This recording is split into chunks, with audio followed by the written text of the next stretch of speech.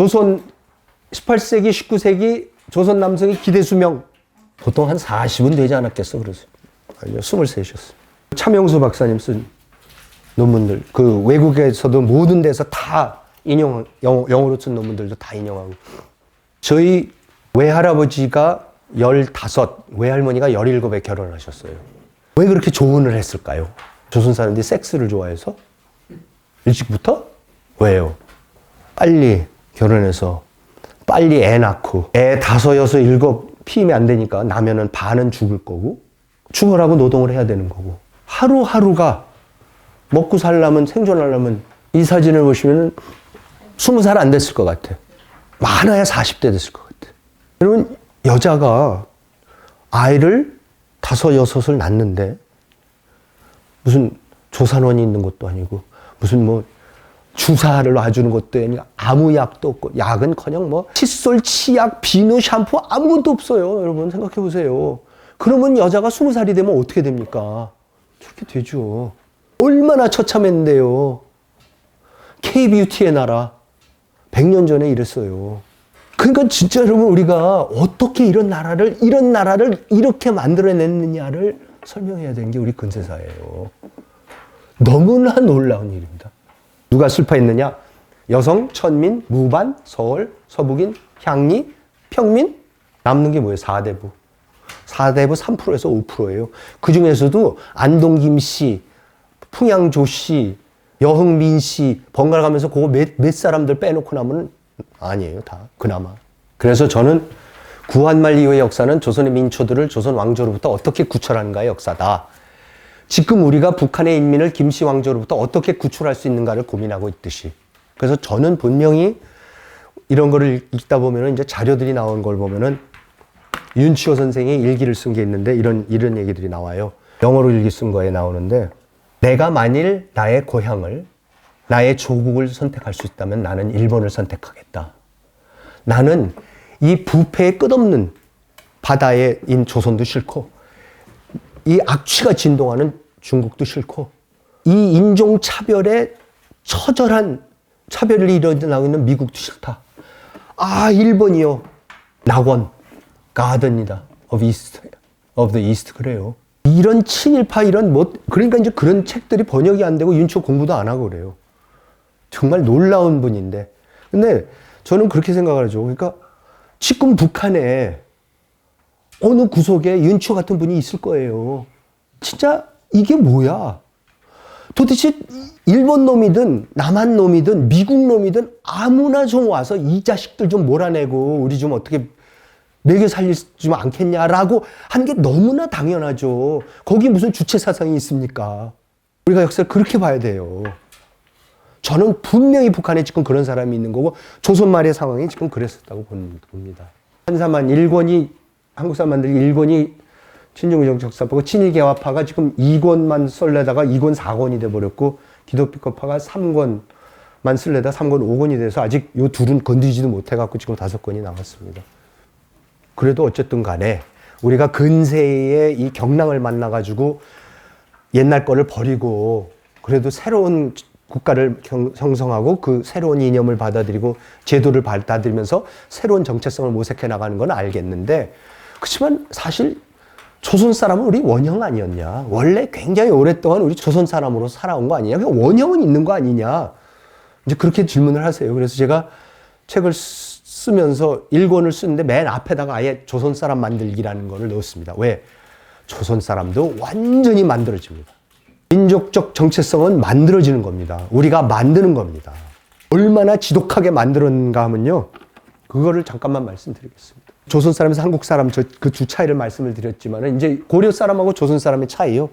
가장 피상적으로 봤을 때 조선이 1392년에 주자성리학을 국교로 해서 명나라가 1368년에 주자성리학을 국교로 채택해서 개국을 하니까 이성계도 그렇게 한 겁니다. 1392년에 따라서 했습니다. 그러면 주자성리학 유교로 받아들였는데 그 전에는 뭐였어요? 종교가 불교였죠. 천년 불교했던 나라입니다. 그렇죠? 삼국시대에 뭐 고구려 때 무슨 누가 동진에서 뭐 불상과 뭐를 갖고 들어와서 시작을 해갖고 백제 신라로 퍼져갖고 통일신라 다 고려 완전히 불교 국가였습니다. 근데 그 불교 국가를 하루아침에 유교 국가로 바꿉니다. 근데 유교 국가로 바꾼다는 게 무슨 뜻이냐? 정확하게. 우선 겉모습 보면 이런 겁니다. 우리가 불교 국가에 가면요. 지금도 불교 국가, 태국, 미얀마 이런 데 가면은 그 수도에 제일 크고 화려한 건물은 제일 중심부에 있는 제일 크고 제일 화려한 건물은 항상 불교 사찰입니다. 왕궁이 아닙니다. 그러니까 미얀마에 가면은 쉐다곤 그 금으로 그냥 발라놓은 그런 것들. 여기 이런 거죠. 에메랄드 부다 사원, 방콕 이런 데. 그러면 불교 국가였던 신라가 어땠어요? 신라의 경주의 한가운데 제일 크고 제일 화려했던 건물은 황룡사였습니다. 그런데 조선에서는 도성 사대문 안에 사찰이 없습니다. 다 쫓아냈습니다. 그때부터 다 산속으로 이제 가버리는 거죠. 얼마나 심하게 탄압을 했냐면요. 1406년 태종 6년에 전국 3,000개의 불교 사찰 중 11개 종단 242개만 남기고 강제로 폐쇄를 해버립니다. 그 아드님 세종은 또 18년 후에 11개 종단을 선종과 교종 두 종단으로 통폐합하고 각 종단에 18개씩 총 36개 사찰만 남기고 모두 폐쇄를 해서 두 부자께서 20년 만에 3,000개 사찰을 36개로 줄입니다. 여러분 사찰을 없앤다는 게 뭐예요? 땅 다 뺏고 스님들 다 환속시키고 그렇죠? 그리고 사찰에 있는 불경들 다 불태워버리고 다 없애버리고 그러는 거죠. 그래서 보면은 유교 깡패들이 들어가가지고 불교의 사찰에 들어가고 다 쫓아내고 발로 차서 쫓아내고 다 부셔버리고 이제 그러다가 나중에 가서 가장 처치곤란인 게 이 돌 불상들이에요. 그래서 이런 거를 어디 멀리 들고 갈 수도 없고 그러니까 어떻게 합니까? 우물에다가 던져버렸습니다. 그래서 이 불상들이 전부 다 목이 잘려나가 있는 게 경주 박물관 같은 데 가면 다 있는 게 그게 왜 그러냐면 뭐 몽골 침략이고 아니에요. 그냥 이 유교로 바꾸는 과정에서 지독한 종교 탄압이 일어나면서 이런 일이 벌어졌습니다. 근데 여러분 그런 것만 일어난 게 아닙니다. 정말 근본적으로 바뀝니다. 세종실록 12년에 12월 22일자의 기사를 보면은 임금이 김종서에게 그 유명한 육진을 개척한 김종서 충신 나중에 단종을 끝까지 지키려다 세조한테 수양대관한테 죽는 그 김종서입니다. 임금이 김종서에게 이르기를 친형의 예는 우리나라에서 오랫동안 실시하지 않았는데 부윤, 고약해 등이 고래에 의거하여 이를 실행할 것을 요청하였다. 태종 때 친형의 예를 실시하자는 의논이 있었으나 나이 어린 처녀도 모두 결혼을 시킨 것은 친형을 행하기가 어렵기 때문이었다. 그 어려운 이유란 무엇인가? 그러니까 친형이라는 걸 하겠다는 거예요. 그래서 이거를 왜냐하면은 부윤, 한성부윤, 서울시장, 고약해 이런 사람 등이 유명한 학자들인데 이런 사람들이 고래에 의거, 실록의 고래라는 거는 중국의 종법제도입니다. 유교입니다. 그러니까 중국식 종법제도에 의뢰하여 이를 실행할 것을 요청하였다. 그런데 그래서 태종 자기 아버지 때도 그래 친형을 하자 그랬더니 그거를 안 하겠다 그래서 모두 어린 처녀도 결혼을 시켜버렸대요. 자 그러면 이제 친형이 뭐냐? 친형이 결혼과 관련된 거죠. 근데 친형이 뭐냐면은 결혼을 해서 여자가 남자 집에 가서 남자 조상 그 사당에 가서 거기 조상님들의 위패 앞에서 인사를 하면서 제가 이 댁으로 이제 시집을 왔습니다. 라고 인사를 드리는 게 그게 이제 공식적인 결혼이 이루어지는 겁니다. 그게 친영의 예입니다. 근데 그걸 하려는데 안 한대요. 그리고 따로 결혼을 시킨대. 그래서 이게 왜 안 되냐? 세종이 김종서한테 그랬더니 종서가 대답하기를 우리나라의 풍속은 남자가 여자의 집으로 가는 것이 그 유래가 오래입니다. 뭐를 했을 때? 결혼을 했을 때. 어떻게 해요? 남자가 여자의 집으로 갑니다. 상상해 가세요. 근데 이게 다 남아 있습니다. 우리가 결혼한다를 우리말로 여자는 결혼한다 뭐라 그래요? 시집 간다라는 게 무슨 뜻입니까? 시댁으로 가는 거죠. 남자는 장가 간다는 게 무슨 뜻입니까? 장인 장모 댁으로 가는 거죠. 그렇죠? 근데 여러분 결혼을 했는데 여자는 시집 가버리고 남자는 장가 가버리면 어떻게 됩니까? 애가 끊깁니다. 둘 중에 하나밖에 안 돼요.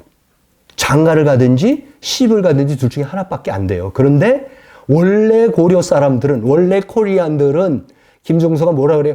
우린 다 장가만 들었어요. 근데 이걸 갑자기 바꾸라고 그러니까 안 되죠. 그러면서 설명을 잘합니다. 만일 여자가 남자의 집으로 들어가게 된다면 거기에 필요한 노비, 의복, 기명을 여자의 집에서 모두 마련해야 되기 때문에 그것이 곤란해 어렵게 되는 것입니다. 생각해보세요. 결혼을 하면은 남자가 여자의 집으로 장가드는 게 풍습이라 그러면은 딸을 낳으면 딸이 있는 집안에서 어떻게 해야 돼요? 딸이 이제 결혼을 하게 되면 어떻게 됩니까? 사위를 맞죠. 새 식구가 느는 거예요. 그럼 어떻게 돼요? 그 새 식구를 맞이하기 위해서 노비, 의복, 기명을 따로 준비를 해놨어야 되는 거죠. 그래서 지금 고려 말까지 조선 초까지는 뭐예요? 다 그렇겠다는 거예요. 그러니까 딸을 낳으면 데리고 살 거고 아들을 낳으면 아이 자식 장가 보내버리면 되지 이래갖고 아무 준비를 안 한다는 거예요. 여자 집에서 다 준비를 해놨는데 아니 느닷없이 지금 이게 종법제도 들여왔다 그래서 거꾸로 가라 그러니까는 아니 그거를 그럼 어떻게 합니까? 느닷없이 남자 집에서 준비가 하나도 안 돼 있는데 그래서 기껏 준비해냈던 노비급여 기명을 그걸 다 딸과 딸려서 보내야 되는 거 아닙니까? 그러니까 그게 뭡니까? 딸을 시집 보낼 때 노비급여 기명을 얹혀서 보내는 게 뭐예요? 지금 우리 결혼할 때 혼수죠, 혼수. 그래서 혼수가 생기는 거예요. 결혼 제도가 바뀌면서 혼수가 생겨나는 겁니다. 그래서 남자의 집이 만일 부자라면 그 친부를 접대하는 것이 어렵지 않겠지만 가난한 사람은 부담하기가 매우 어렵기 때문에 남자의 집에서도 이걸 꺼려와요. 굉장히 어렵다는 거예요, 지금. 이거 잘 안 된다는 거예요. 임금이 말하기를 이 예법이 과연 갑작스레 실시될 수 없다면 왕실에서 먼저 실시하여 사대부들로 하여금 본받게 하면 어떨까 하니 종성 아유 그 참 좋습니다. 그렇게 하십시오, 전하. 그래서 알았다. 임금이 그래요. 그러고 나서 세종대왕이 대단한 사람인 게 무서운 사람인 게 이런 겁니다. 세종 17년 5년 후에 2월 29일 날 윤평으로 가선대부 파원군을 삼으니 윤평은 판봉상시자 윤창의 아들로서 장차 숙신옹주가 그에게 시집가기 때문이다. 옹주는 바로 태종의 궁인 소생이다. 그러니까 뭐냐면은 파원군, 그러니까 윤평은 판봉상시자라는 게 종묘에서 제례 지내는 사람의 아들인데 윤창의 아들인데 이 사람을 파원군에 봉하고 자기의 숙신옹주가 누구예요? 태종의 궁인이니까 태종의 후궁 소생이니까 자기는 태종의 정비의 소생이고 그러니까 자기 이복 여동생을 시집을 보내요. 친형을 보내요. 그래서 3월 4일 파원군 윤평이 숙신옹주를 친히 맞아가니 본국에서의 친형이 이로부터 비롯되었다 그래서 최초로 시집간 여자입니다. 우리가 아직도 장가가는 풍습이 남아있는 게 뭐예요? 신혼여행 갔다 와서 하루 장인장모집에서 자는 게 남아있습니다. 아직도. 처가에서 자는 게 남아있어요. 그런데 이게 무지 오래 갑니다. 언제까지 가는지 아세요? 신사임당이 율곡을 자기 친정인 강릉 오죽헌에서 가서 키워서 영특하게 키웠다 마치 뭐가 굉장히 예외적인 거 아닙니다. 근데 얼마나 우리가 잘못 역사를 가르쳐주냐면 다들 그냥 친정이라고 생각하는데 친정이 아니라 신사임당의 외가입니다. 신사임당의 엄마 집이고 신사임당의 외할머니 집입니다. 그래서 외할아버지 이사원도 장가 들어와서 살았고 자기 아버지 신명화도 장가 들어와서 살았고 자기 남편 율곡의 아버지 이원수도 장가 들어와서 살았는데 이게 전환기가 그야말로 돼버리니까 문명적 전환기가 돼버리니까 어떻게 해요? 결혼한 후에도 친정인 강릉과 시댁인 파주를 오가면서 생활하고 아버지가 돌아갔을 때는 강릉에 가서 3년상을 치릅니다. 나중에 후대에서는 조선 여인들은 그런 거 없었습니다. 그래서 조선 중기까지도 모든 유명한 주자 성리학자들도 다 처가에서 나서 처가 선산에 묻혀 있습니다. 율곡도 300명의 노비와 그 모든 재산을 받는 게 처가로부터 왔습니다. 그래서 저는 요즘 와갖고 그 생각을 해요. 저게 코리안이야. 그래서 우리 글로 돌아가고 있는 것 같아요. 여러분 맞벌이 부부가 애를 낳으면 누구한테 맡깁니까? 친정엄마한테 맡겨요. 당연히 친정엄마예요. 당연히 외가예요. 한국 사람들은 고모보다 이모가 친하고 작은아버지보다 외삼촌이 친하고 그러니까 뭐 한국 인간관계에서 제일 좋은 거는 장모하고 사위고 제일 나쁜 관계는 시어머니하고 며느리고. 왜? 안 맞아. 이 친형하라는 건 안 맞아. 수천 년 동안 장가만 들고 살아와갖고. 근데 재밌는 게요.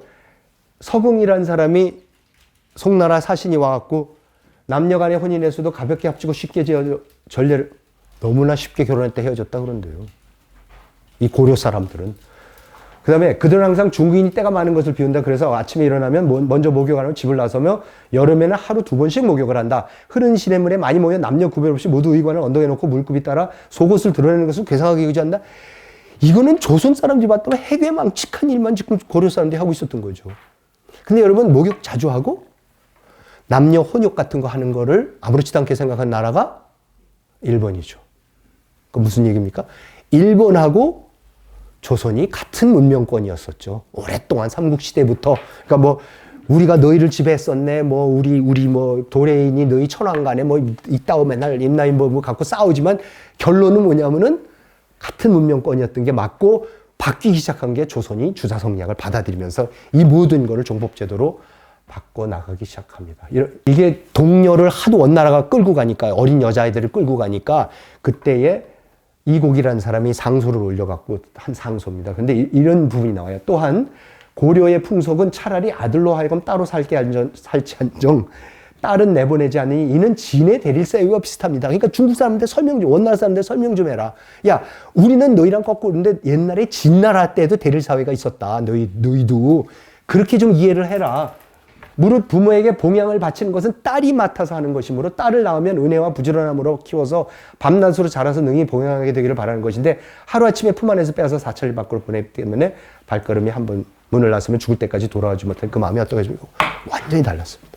여러분, 이렇게 달랐던 거를 조선을 만들어내는 겁니다. 이 과정을 거쳐서 조선이 완전히 바뀌어 나갑니다. 정말 속속들이 바뀌어 나가서 18세기, 19세기 오면은 이게 드디어 바뀌고 친형대로 결혼하는 최초 임금은 중종이래요. 태정, 태세, 문단세, 예성연, 중. 위에서는 밑에 사람들은 다 시키고 자기네들은 못해요, 사실은. 그렇게 우리 풍속이 강했었던 겁니다, 사실은. 근데 이거를 바꿔냈습니다. 여러분, 저렇게 바꿔내갖고 바꾼 이유는 또 강남농법을 들여오고 그 당시 최고의 산업혁명을 들어오려고 한 이제 그런 부분도 있지만 아무튼 저는 지금 상황에서는 우리가 또다시 조선 사람 만든 세종 같은 사람이 애써서 만든 그 조선 사람을 지금은 다른 시민, 국민, 민족 이런 근대인 이런 개념으로 지금 바꿔나가는 제도와 체제와 사상과 이거를 뒤로 있는 거고 많은 부분에 있어서 지금 율곡 어머니 신사임당이 겪었는 것 같이 몸에 안 맞는 거, 김종서가 이거 어떻게 해야 되는지 안 맞는 거가 계속 나오죠, 당연히. 그렇지만 저는 분명히 가야 할 길은 근대화다. 근대 사상이다. 자유시장, 그게 이제 구체적으로 남녀 평등, 신분제 없는 거고, 이런 평등하면서 개인한테 기회를 주고 하는 이런 사회를 만들어 간다는 건 분명한 명제다. 저는 그렇게 생각하면서 한국 사람은 그렇게 만들어 가고 있는 거고, 만들어져야 한다고 생각해서 하여튼 장황한 책을 지금 쓰고 있고 장황하게 말씀을 드렸습니다. 이만 마치도록 하겠습니다.